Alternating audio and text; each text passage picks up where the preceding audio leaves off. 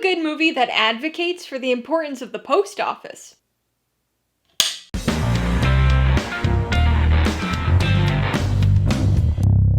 Hey everybody, welcome to Mainely Movies. As part of my coverage of the 2024 Toronto International Film Festival, today I'm going to be talking about the 2024 whistleblower thriller Relay, which will finally be released in theaters on August 22nd.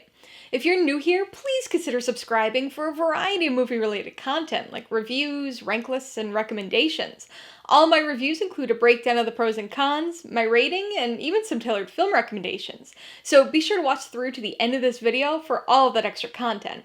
Relay stars Riz Ahmed, Lily James, and Sam Worthington, and was directed by David Mackenzie. It tells the story of an enigmatic fixer who brokers payoffs and exchanges between corporations and would-be whistleblowers, who gets caught up in an exchange after breaking one of his own rules. When you watch a lot of movies from different genres, from different time periods, you start to notice things you probably otherwise wouldn't have been able to pick up on.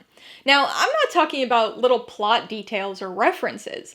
I'm referring to cinematic trends. Different genres come in and out of fashion over the decades. Tropes and character archetypes pop up in dozens of movies one year and are nowhere to be seen the next. Trends are a thing in any industry, of course. From bell-bottoms to sriracha, things enter the cultural zeitgeist, have their month or year in the sun, and then fade back into obscurity for all but the biggest fans.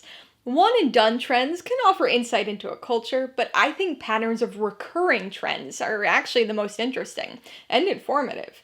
It may take years or even decades, but eventually what's old becomes new again. This could be due to nostalgia, which typically runs on about a 30-year cycle. It could be due to the desire for the perceived simplicity of a bygone era, or maybe it's just the case of taking inspiration from something that worked in the past. Whatever the case, the topic of originality often gets brought up when old trends resurface. Especially in the film industry, comparisons are made between new and old films, sometimes praisingly, but other times disparagingly. But when enough time has passed since a trend's previous heyday, it's not that difficult to take the pieces of what was once commonplace and put them together in a slightly different way in order to make something that actually feels fresh and new. And that's exactly what writer Justin Piasecki and director David Mackenzie managed to do with Relay. They took an old-school film idea, blended it with a slightly newer genre, and then transposed the whole creation to present day in order to make something that somehow feels unique. As an old is now new film, it's nearly impossible not to mention this movie's influences. But rather than specific films, let's keep a more macro view and stick to those past trends I mentioned. The core of this film pulls from political, conspiratorial, and paranoid thrillers in the 1970s. These movies had a very distinctive slow burn quality to them, a grounded grittiness where the city the film was set became a character in and of itself, and a mystery is solved through sheer methodical determination. Relay possesses a lot of these elements, as a New York City set whistleblower thriller with a unique premise that really grabs you. Because this isn't just any ordinary whistleblower story. It's one that focuses on whistleblowers who decide that it's not worth the trouble or their life. The whistleblowers who decide they want to back out and return the information they took without any retribution. And that's where the enigmatic Tom steps in, acting as a broker between the corporation and the would-be whistleblower, ensuring the corporation's assets are returned and the whistleblower's safety is maintained, all while making a pretty penny from both parties. It's a really interesting story, presented in a throwback genre style, but there's more to it than just that, because this also takes on an energy and style reminiscent of tech thrillers of the 90s, with the same focus on action and quick pacing. Relay combines elements from both thriller eras, but places them in today's very digital world. Sounds like no big deal though, right? We have plenty of thrillers set in present day as it is. Like reality, these films have shifted to include today's updated technology and the ease of information access in the digital world. Staying up to date or even a little ahead of the curve is one of the hallmarks of a tech thriller after all. But how exactly does all of this work for a secretive character like Tom, whose job is one in which privacy and off-grid anonymity are essential, not only for his client's safety, but also for his own continued survival? The easy thing, of course, would have been to make this a period piece, to set the film in the 70s, the 80s, maybe even the 90s. But then old wouldn't be new, would it? Old would just be an emulated facsimile. No, this film had to apply those plot restrictions to present day, and this was done in a clever and unique way. This is a tech thriller. Just a low-tech thriller, an analog thriller. Tom needs to find a way to get around a modern set of difficulties. Thousands of cameras, advanced surveillance equipment, facial recognition software, GPS tracking. Basically, he needs to exist and operate entirely without any digital footprint. So he goes old school with his methods, combining tried and true espionage tactics like disguises and dead drops with analog methods and technology whose general knowledge and use have been lost to time. Tom, and thereby the story, makes extensive use of a relay service, the origin of the film's title. Designed for use by the deaf or hard of hearing, this is a system that uses an intermediary relay operator to convey the typed text of one party to a second party listening on a phone and back again. Using a portable and untraceable teletypewriter, Tom is able to communicate without ever using his voice. No voice means anonymity, and with legal protections ensuring confidentiality and no records of calls, he has the perfect analog tool for his clandestine work of questionable legality.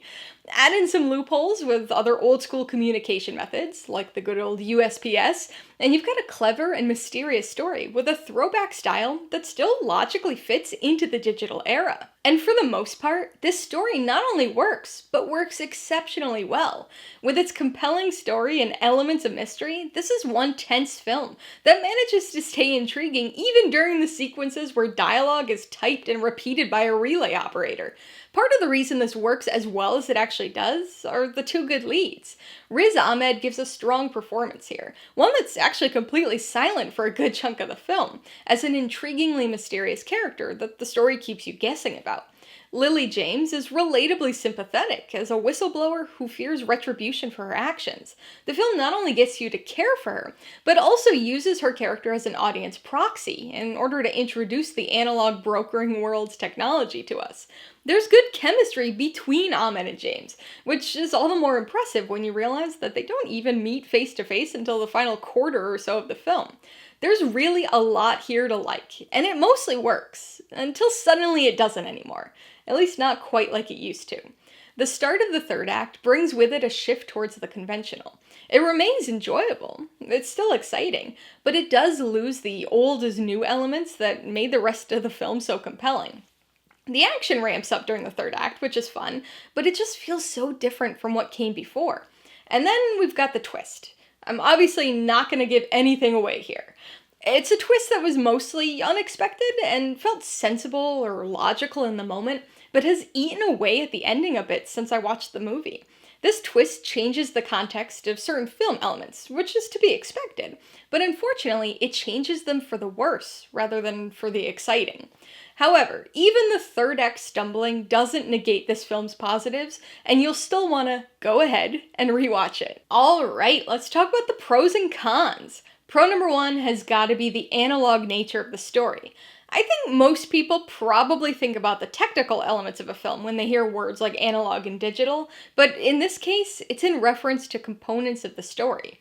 Relay is a tech thriller, but a low-tech one, and the film's clever use of old-school analog technology in the present day in order to outmatch digital methods and techniques is easily my favorite aspect of the film, and arguably its most unique element. Some of the post office related loopholes are clever, but the most interesting plot device is the film's namesake, the relay communication service that uses old school technology and privacy protections to guarantee untraceable anonymity for the characters. The second pro is the premise. Part corporate espionage thriller, part whistleblower reversal thriller, this movie offers a unique look into the work of a fixer who brokers deals between corrupt corporations and would-be whistleblowers who are overcome by fear or threats of retribution. The analog aspects mentioned in Pro 1 certainly tie into this Pro a bit, adding to the 70s paranoid thriller throwback feel, as this film takes some familiar story ideas and recombines them into something that feels new. On the con side, the biggest issue is the third act. It's not that this portion of the film is outright bad. In fact, I think if it was viewed as an isolated part of the story, it would seem pretty decent with all of its action and revelations. The problem is that it can't just be viewed in isolation. It needs to work in the context of the rest of the film. And that's where it falters. Out of nowhere, the story turns into that of a more conventional thriller, all but abandoning the unique analog aspect that had made the rest of the film so compelling and fun. The addition of a dynamic changing twist doesn't help either, leaving you feeling more disappointingly betrayed by the story choices than thrilled by them. Before I give you my rating and recommendations, I want to remind you that if you're interested in buying Relay or any of the other films I mentioned today, I do have affiliate links for all of them in the description below. I get a small commission from anything you buy using one of my links, so I'd really appreciate it if you'd use them if you're in the market for any of these movies or anything else. I'm gonna give Relay 4 out of 5 paws. This was perhaps the first true surprise of TIFF 2024 for me. Like a cinematic time traveler, Relay is an engaging whistleblower thriller that takes an interestingly analog approach to what seems like it should be a digital premise. The third act takes a slightly more conventional route compared to what comes before, but it's more than all right. I would recommend Relay to anybody looking for a compelling throwback thriller. This film combines elements from 70s paranoid thrillers with a stylistic flair and energy of a 90s tech thriller to create a uniquely analog blend that feels unique when situated within our modern digital era. If you're not already a fan of clever slow burn thrillers, this probably won't change your mind, but if you have a hankering for a new thriller that somehow feels older, then this is one you won't want to skip. If you liked Relay, I would recommend Michael Clayton. Cut from a similar story cloth, this legal thriller stars George Clooney as a corporate fixer who begins to grow a conscience and second guesses his profession when he discovers a conspiracy and cover-up. Featuring a great performance by Clooney, this is a tense and twisty tale of lies and consequential choices. If you'd like another mystery thriller with analog technology, you'll want to check out The Conversation. This tense and paranoid film stars Gene Hackman as a skilled surveillance expert who experiences a moral dilemma and grows deeply concerned after recording a conversation about a possible murder plot. And if you want another whistleblower story, you should watch The Insider. This compelling corporate thriller biographical drama tells the story of a tobacco industry whistleblower and the attempted suppression of his appearance on 60 Minutes. Alright, a couple questions for you guys. Number 1, have you seen Relay?